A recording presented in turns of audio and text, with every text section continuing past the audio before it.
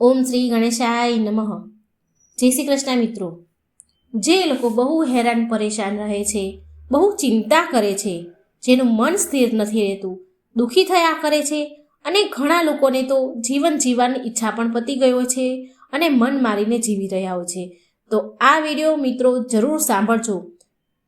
આજે વાત કરીએ કે માણસ બધી પરિસ્થિતિઓથી પરેશાન રહે છે, તો તેને પરિસ્થિતિમાંથી એક જે વિકટ પરિસ્થિતિ છે એમાંથી કઈ રીતે તેને બહાર નીકળવું જોઈએ અને કઈ રીતે મનને શાંત કરવું જોઈએ તેના વિશે આપણે જાણીશું. તો મિત્રો વિડીયોને અંત સુધી જરૂર જોજો. આ એક વાર્તાના માધ્યમથી આપણે સમજીશું. આ વાર્તા વર્ષો જૂની છે. એક નગરમાં એક વ્યક્તિ રહેતો હતો. આ સંસારમાંથી તેનું મન ભરાઈ ગયું હતું અને એ સંસારનો ત્યાગ કરવા માંગતો હતો. તેને એક દિવસ નિર્ણય કર્યો કે સંસારની બધી જ મોહ માયાને ત્યાગ કરી દેશે. તે વ્યક્તિએ મન મનાવી લીધું હતું. તે વ્યક્તિએ સંન્યાસીનું જીવન જોયું હતું અને તેણે નક્કી કર્યું હતું કે તે એક સંન્યાસી બની જશે. તે પોતાનું ઘર છોડીને નજીક એક બૌદ્ધ ભિક્ષુકની પાસે ગયો અને કહે છે, મારે સંન્યાસી જીવન જીવવું છે. આ સંસારની મોહ માયાનો ત્યાગ કરવા માંગુ છું હું. આ વાત ઉપર બૌદ્ધ ભિક્ષુક સંન્યાસીને કહે છે કે તમે સાચે જ સંન્યાસીનું જીવન જીવવા માંગો છો? તે વ્યક્તિ બૌદ્ધ ભિક્ષુકને તેમના સવાલોના જવાબ આપે છે. જી હા, બિલકુલ, હું સંસારની બધી જ મોહ માયાને છોડવા માંગુ છું. આ બધી વાતો સાંભળીને બૌદ્ધ ભિક્ષુક કહે છે, ઠીક છે, પણ તારે મારી એક વાત માનવી પડશે. આ વાત ઉપર તે કહે છે કે હું તમારી બધી વાતો માનવા તૈયાર છું. અને બૌદ્ધ ભિક્ષુક કહે છે કે આજ પછી મને ક્યારેય મળવાનું નથી. તારે મને ક્યારેય મળવાનું નથી. તારી જરૂર હશે ત્યારે હું તને સામેથી બોલાવી લઈશ. અમારા આશ્રમમાં હજારો સંન્યાસીઓ રહે છે. તેમની જેમ જ તારે રહેવાનું છે. તેમની જેમ જ ખાવાનું છે. તેમના જેવા જ વસ્ત્ર પહેરવાના છે અને તેમના જેવું જ જીવન જીવવાનું છે, જેવી રીતે કે તેઓ જીવી રહ્યા છે. ઠીક છે, તે માણસ બોલ્યો. ઠીક છે ગુરુવર, હું તૈયાર છું. આટલું કહીને તે સંન્યાસી માણસ બૌદ્ધ ભિક્ષુકને પ્રણામ કરે છે અને ત્યાંથી આશ્રમની અંદર ચાલ્યો જાય છે. આશ્રમમાં જઈને તેને એક રૂમ મળે છે.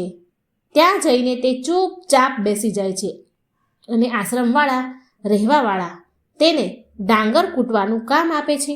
તે વ્યક્તિ 1000 સંન્યાસીઓનું ખાવા માટે ડાંગર કૂટવાનું કામ કરે છે. આવી રીતે તેનું જીવન જીવવા લાગ્યો.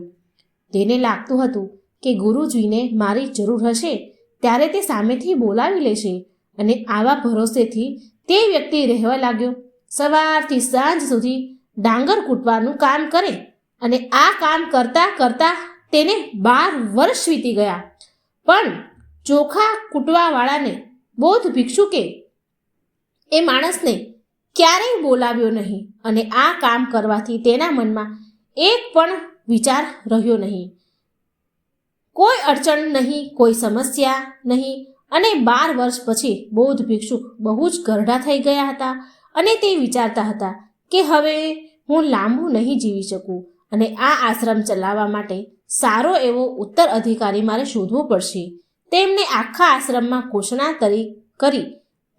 ઘોષણા તરીકે જે કોઈ આશ્રમનો ઉત્તરાધિકારી બનવા માંગે છે, અડધી રાતે મારી રૂમની આગળ દિવાલ પર 4 લાઈન તેને લખવી પડશે કે જીવન જીવવાનો ઉદ્દેશ શું છે અને આ જીવન કઈ રીતે જીવવું જોઈએ.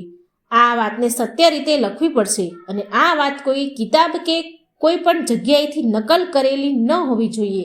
તે પોતાના અનુભવ રીતે લખેલી હોવી જોઈએ અને આ વાત બતાવવામાં જે સફળ થશે તે આ આશ્રમનો ઉત્તરાધિકારી બનશે. આવું બૌદ્ધ ભિક્ષુકે કહ્યું.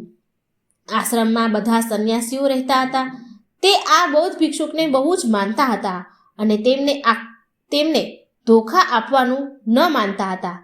કોઈ પણને હિંમત ન થઈ. તેમનો વિચાર હતો કે અમારો ગુરુ જ અમારા માટે શ્રેષ્ઠ છે.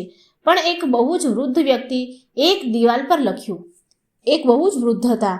એણે દિવાલ પર લખ્યું, મન એક દર્પણ છે, જેની ઉપર ધૂળ ચડે તો સાફ કરવું પડે તો સત્ય અનુભવવામાં આવે છે અને તેનું મૂલ્ય મળી જાય છે.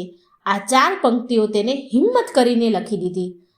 બીજી સવારે જ્યારે બૌદ્ધ ભિક્ષુક જાગ્યા અને આ 4 પંક્તિઓને વાંચે છે કે આ ક્યાં મૂર્ખે લખ્યું છે, દિવાલને કોને ખરાબ કરી છે, એને મારી પાસે પકડી લાવો. તારે આ 1000 શિષ્યો તપાસ કરે તો એક વૃદ્ધ સંન્યાસીએ લખ્યું હતું એવી જાણ થઈ. બધા જ સંન્યાસીઓએ તપાસ કરી. એક કાગળ મળ્યો. એ કાગળમાં લખ્યું હતું કે ગુરુને આ 4 પંક્તિઓ પસંદ આવે તો મને બોલાવજો અને ગુરુ ગુસ્સે થાય તો મારો અતોપતો તમને બતાવશો નહીં. આશ્રમના બધા શિષ્યો ચિંતામાં આવી ગયા. આવો કાગળ મળ્યો, આટલી સરસ પંક્તિ તો લખી છે, તો પણ ગુરુ કેમ નારાજ થઈ ગયા? સાચી વાત તો લખી છે, સત્ય છે કે મન એક દર્પણ જેવું છે, જો સાફ કરો તો તેમાં સ્પષ્ટ રૂપ જોવા મળે છે.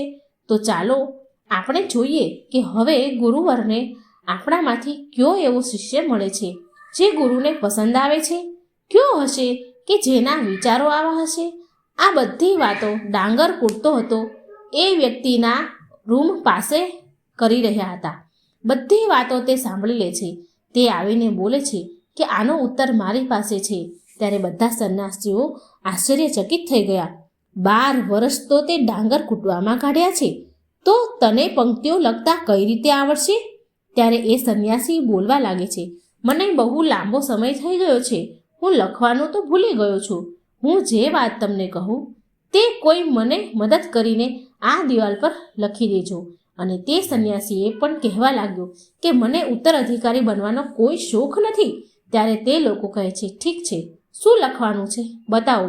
ડાંગર કૂટવાવાળો વ્યક્તિ બોલે છે કે હું કહું તે લખો, હું બોલું તે લખો. ના કોઈ દર્પણ, ના ધૂળ. આ વાતને જે લોકો સમજી જાય છે તે લોકો તરી જાય છે. આ વાત ગુરુદેવના કાનમાં પડી જાય છે અને અડધી રાતે ગુરુદેવે ડાંગર કૂટવાવાળા વ્યક્તિ પાસે આવે છે અને તેને કહે છે કે તું અહીંથી ચાલ્યો જા, નહીંતર આશ્રમમાં રહેવાવાળા 1000 સંન્યાસીઓ તને છોડશે નહીં. આ જોડી લઈ લે. ઉત્તર અધિકારી બનવા માંગે છે કે નથી માંગતો એ તારો પ્રશ્ન છે, પણ જે તે વાક્ય લખ્યા છે તે સત્ય છે અને તારા જીવનના અનુભવને દર્શાવે છે. અને હું મનોમન તને ઉત્તરાધિકારી માની લીધો છે મેં તને. અને આ વાતો 1000 સંન્યાસીઓ જોડે જશે ત્યારે તે તારાથી જલન થવા લાગશે, તારાથી બળવા લાગશે અને તને ઠેસ પહોંચાડશે. આ લોકો તને જોઈ શકશે નહીં. એક ડાંગર કૂટવાવાળો વ્યક્તિ ઉત્તરાધિકારી કેવી રીતે બની શકે? જેને કશું જ્ઞાન જ નથી અને કોઈ દિવસ શાસ્ત્ર ભણ્યો જ નથી, તે ઉત્તરાધિકારી કેવી રીતે બની શકે? તે ભલા કઈ રીતે સત્ય પ્રાપ્ત કરી શકે છે? આ બધા શાસ્ત્ર ભણેલાઓ માથું પછાડવા લાગશે.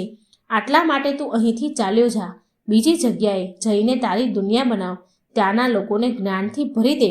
મહાત્મા બુદ્ધ પણ કહ્યું હતું કે તમારું મન શાંત થઈ જાય અને તમારી અંદર વિચાર આવે છે એ દિવસે તમને સત્યનો અનુભવ થઈ જશે અને સત્યનો અનુભવ કરશો અને આ જ્ઞાન આખા બ્રહ્માંડમાં બધાને આપજે.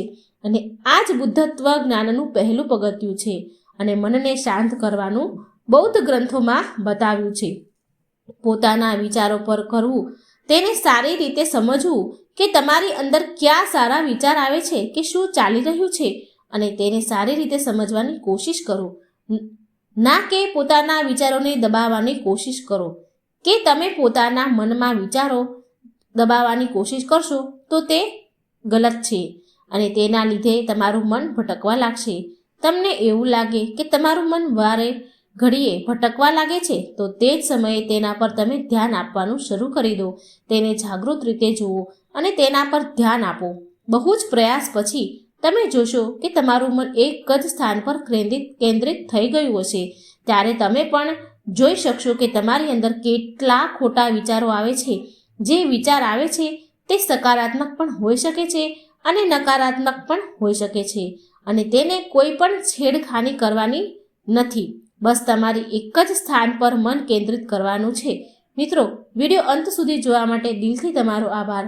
અને કોમેન્ટ બોક્સમાં જો વિડીયો સારો લાગ્યો હોય તો ભગવાનનું નામ લખવાનું ભૂલશો નહીં. જય શ્રી